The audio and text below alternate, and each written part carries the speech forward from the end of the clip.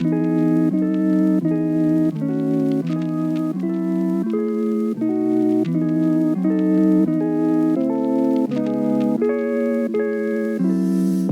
might look at this game and see atrocities like cannibalism and torture and get confused into thinking that that is the point of the game.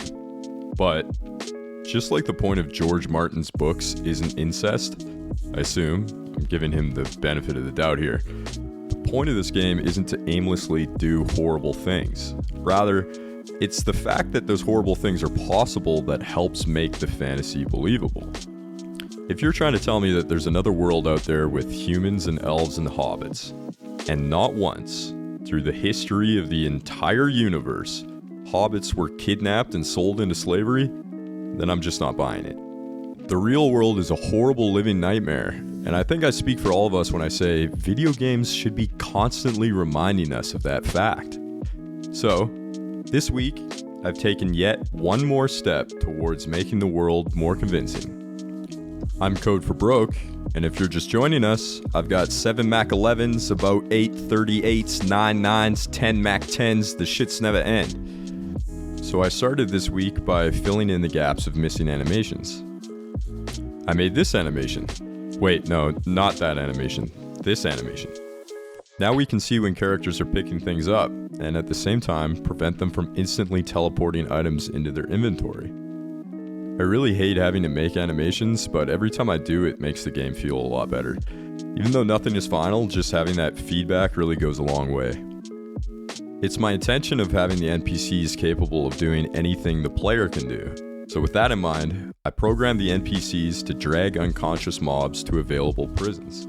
This is a behavior that will become more nuanced in the future when we flesh out factions and how they affect individual NPCs' behavior. Now, with the rules of our simulated world applied, there was some foolishness when several NPCs were involved at the same time. But you gotta give the guys a break. Their entire mind is 200 lines of code that someone wrote when they were drunk. Next, I made this run animation, which in-game looks like this. Now, when NPCs flee, if they have enough stamina, they can start running. With this added to the game, random acts of violence feel a lot more like Grand Theft Auto.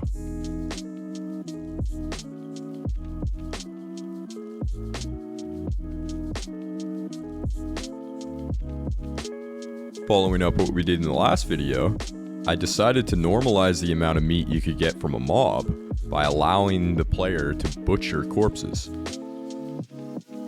This also means you can now rotisserie the torso, since the torso is now dropped as a separate item. Finally, I updated the behavior of the zombies to account for the new AI features.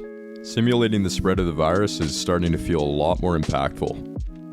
Alright, that's it for this week. Like, comment, subscribe. As usual, comment. Thanks for watching.